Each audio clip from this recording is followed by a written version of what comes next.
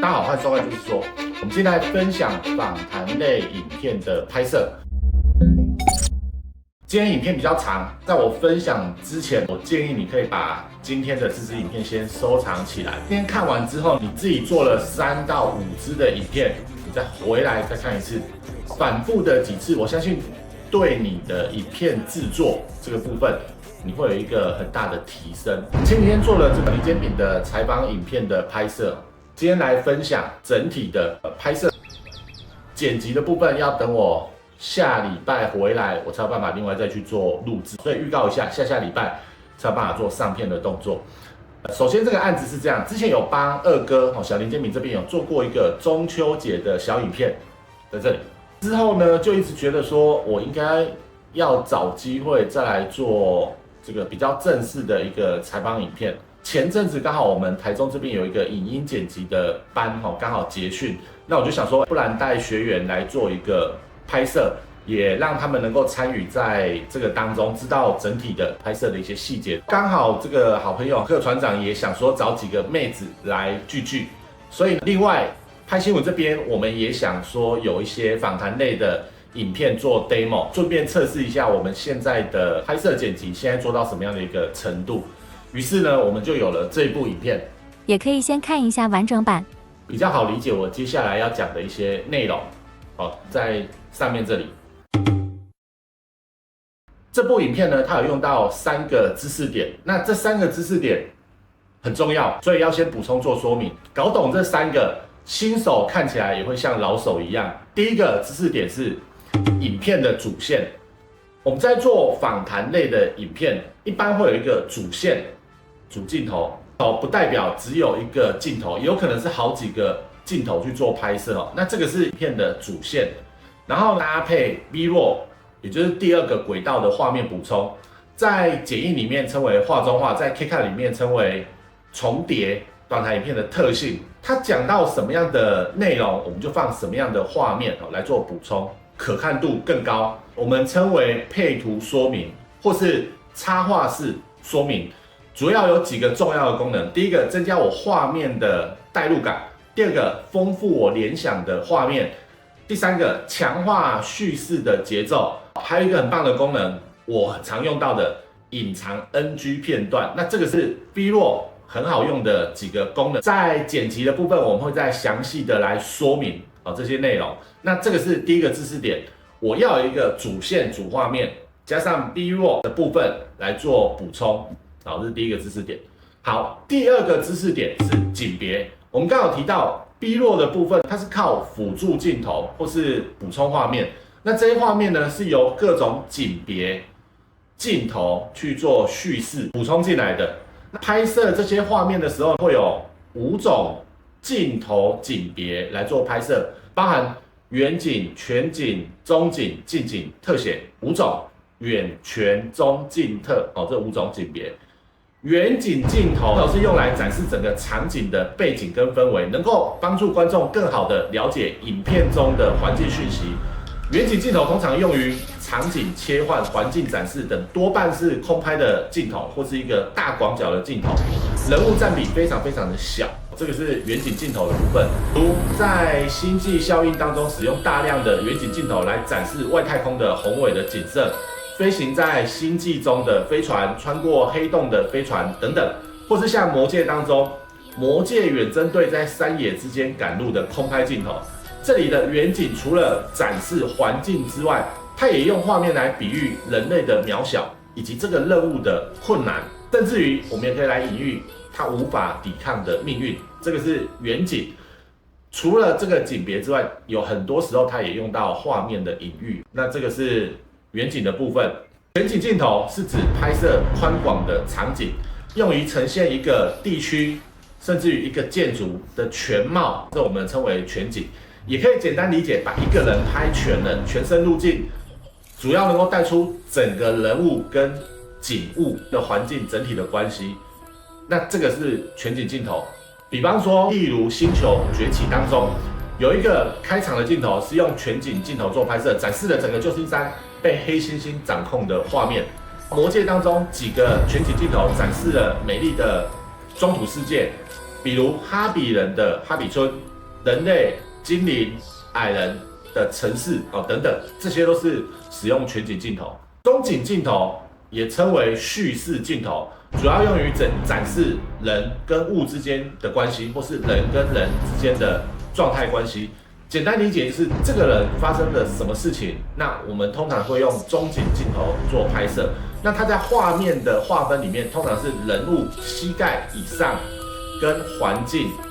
跟人或是跟物之间的一个关系的讯息。比如铁达尼号当中有一个中景镜头是用来展示男女主角在船头拥抱的场景，那这种中景镜头也是很多影片当中重要的叙事镜头，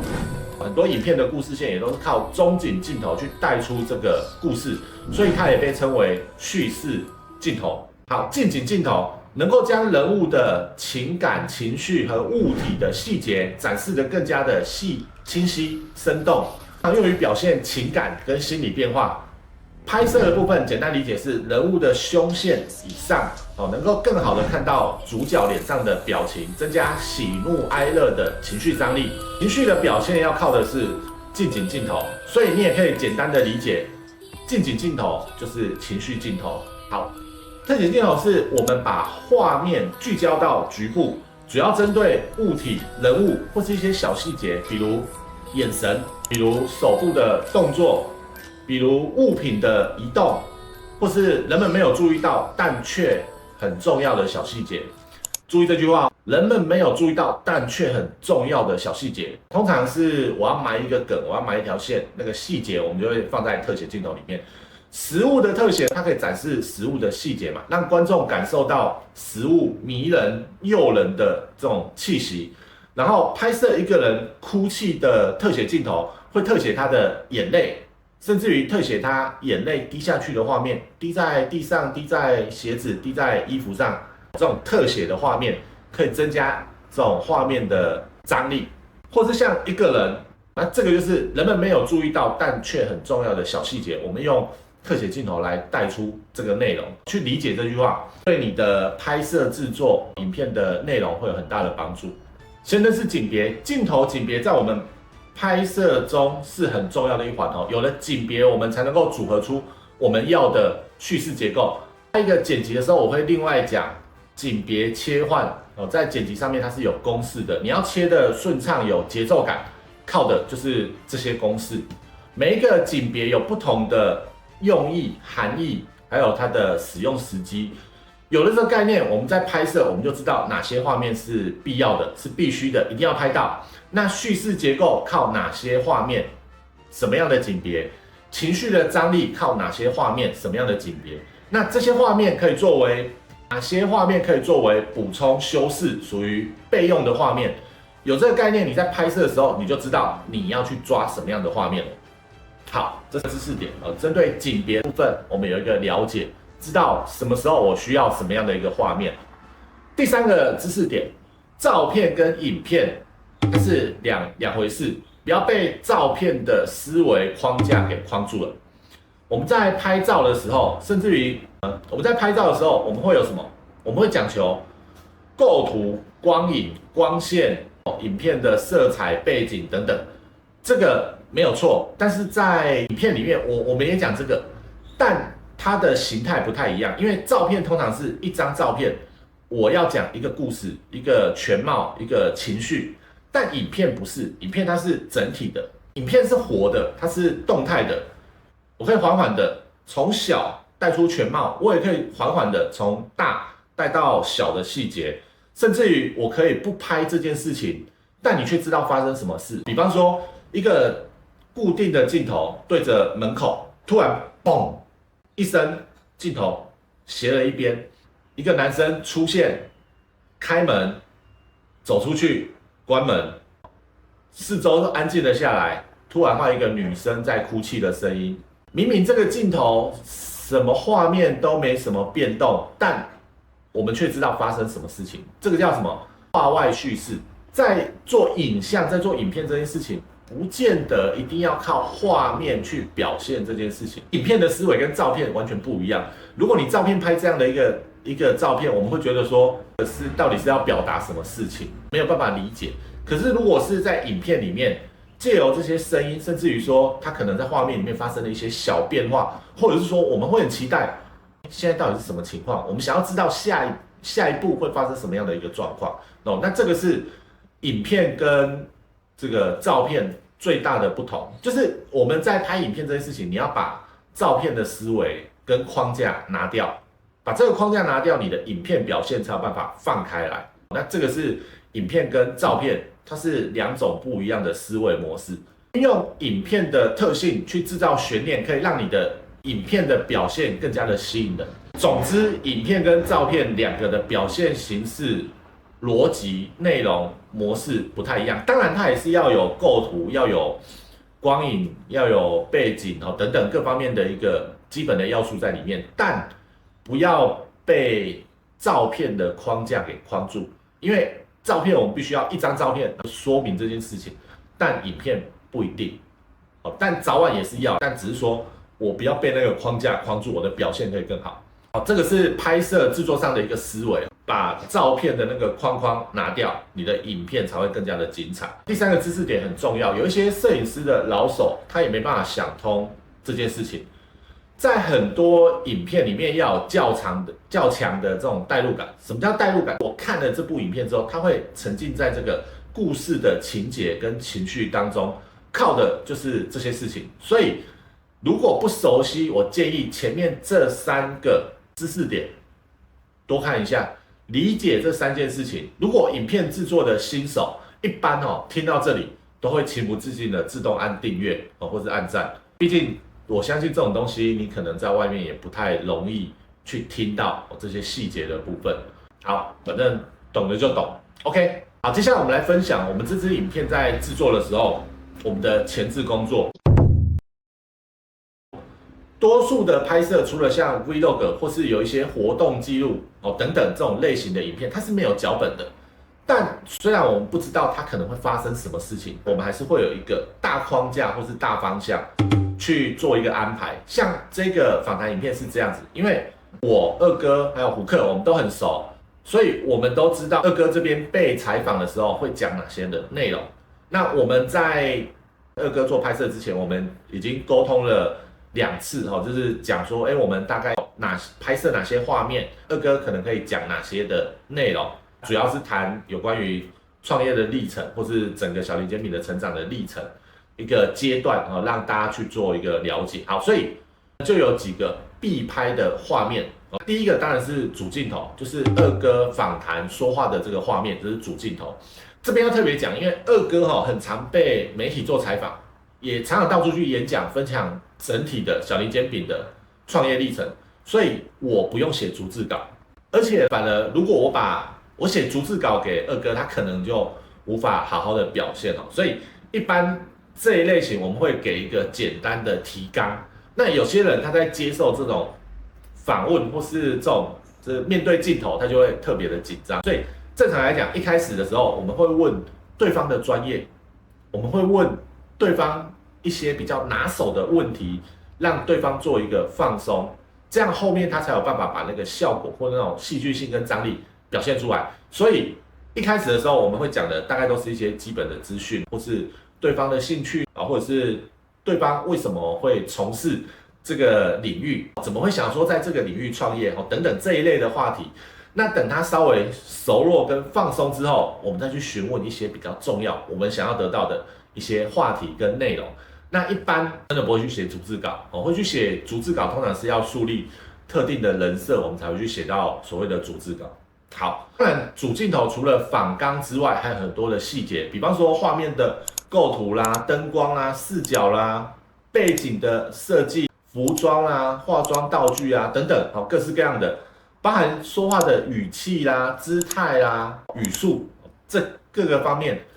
每一个细节，那我相信这个东西一集是讲不完的。总之，我们有准备了跟整体的这个设备器材去做拍摄，后面就是现场，我们按照整体的需求再去做一个引导。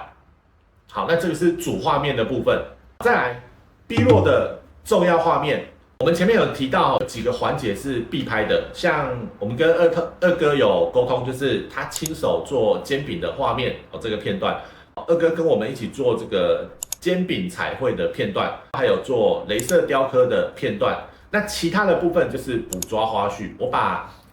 可能是景的部分，可能是门市的工作人员他们工作的状况，门市的客人他们的可能在现场吃吃喝喝或是参观等等，就是把这些东西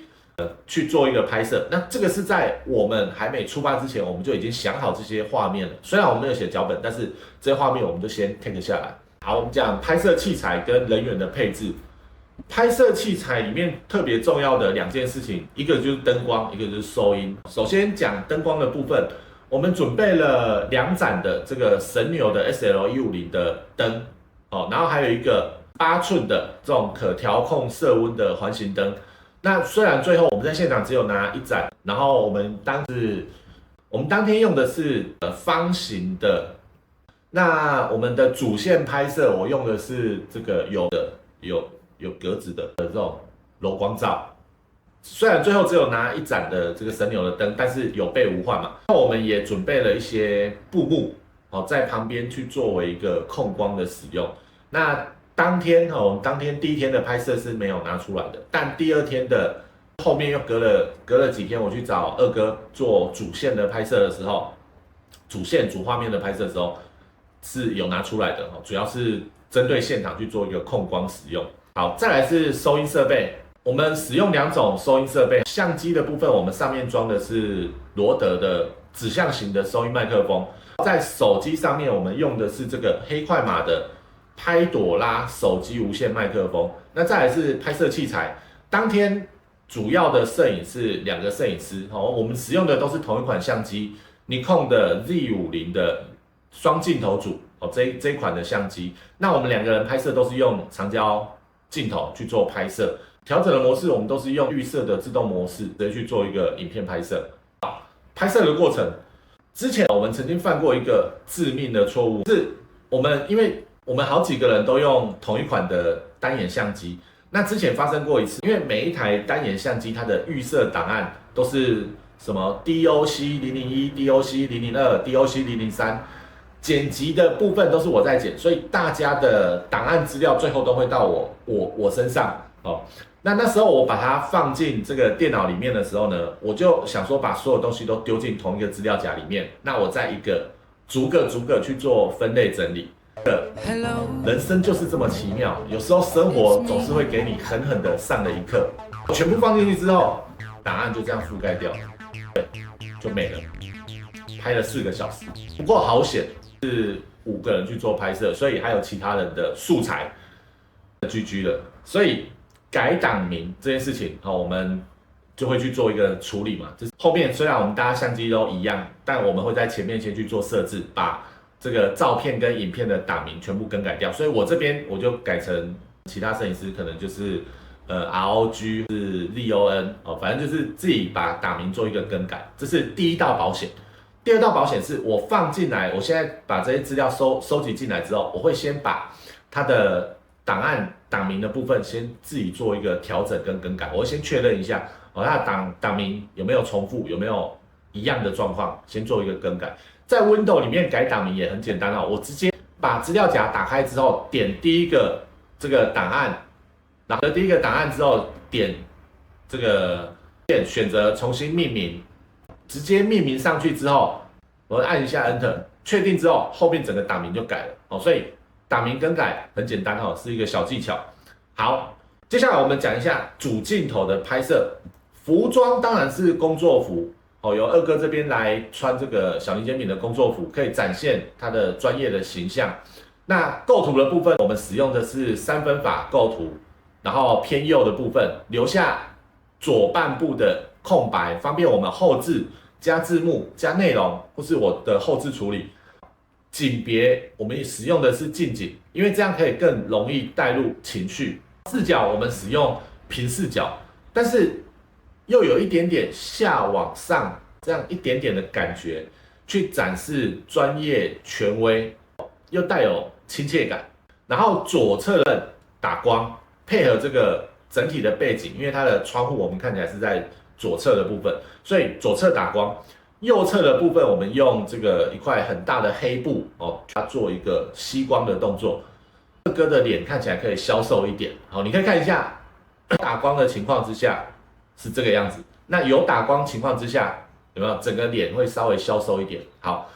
那这个唯一遗憾是它背景的窗帘有拉，但没有再拉低。好，应该再拉低一点点，避免光线的干扰，这样效果会更好。那道具的部分就是桌子加咖啡，营造一种轻松聊天的氛围。那这个是主镜头拍摄的部分。好，接下来是 B roll， 我们讲辅助镜头或是补充镜头、补充画面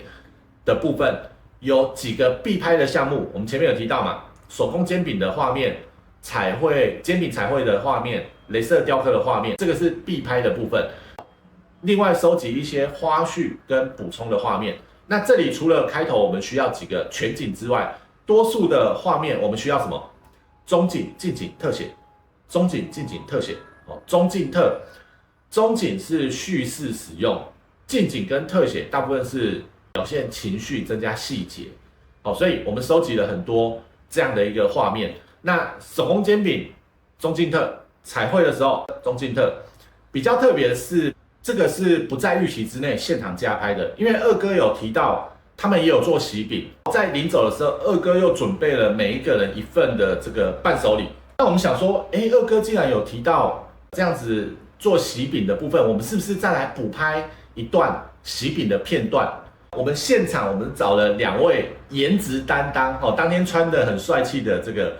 虎克船长，跟这个气质甜美的苹果甜心小静来扮演情侣，做一些拍摄一些这种选购喜饼的画面。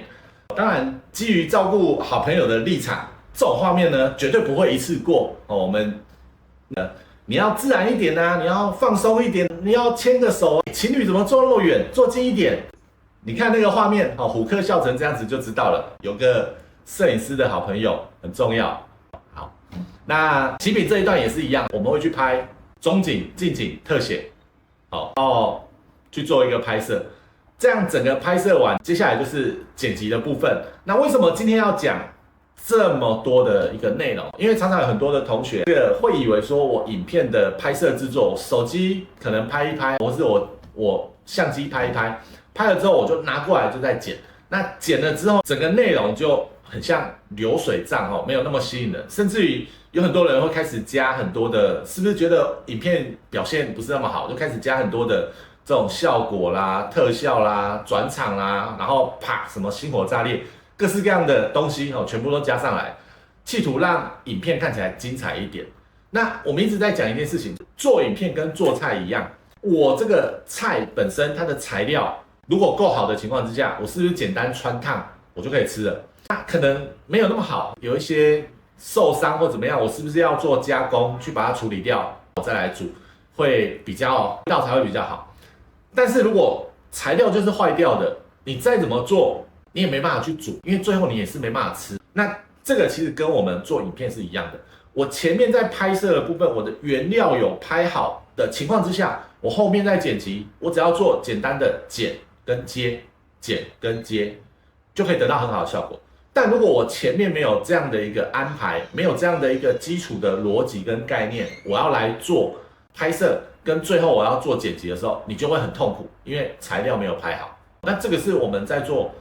拍摄剪辑很重要的一环，你要把材料拍好，后面剪辑才好做事。所以今天特别用1集的时间来跟大家讲拍摄这件事情的重要性，而且你必须要理解一些基本的概念。我们来总结一下，我们前面特别补充3件事情。第一个，你要对整体的影片要有概念，你要知道你是有一个主线的，加上 B roll 来做，这是第一个部分。第二个部分是你要了解景别，全景、远景、全景、中景、近景、特写，分别代表不同的含义跟他们的用途跟用法。那你有这个概念的时候，你在拍摄你就不会慌，你就会知道说这个应该要拍这个，去有一个画面我可能要 A、B、C， 除了不同的镜位角度之外，我是不是需要这种全景，然后可能要叙事结构，我要用中景，我要带情绪，我要有近景，或是我要带一些小细节，我就用特写，类似这样子的一个方式。再来，还有一个很重要的思维是什么？两个不同的逻辑，不要被照片的这个逻辑给框。我们做了一段时间之后，自己的体悟分享给大家。然后再来，等我回来我们下礼拜的时候，我们再来分享剪辑的部分。那再跟大家提到，什么叫有拍到比拍得好还重要。OK， 好，今天的内容，谢谢大家。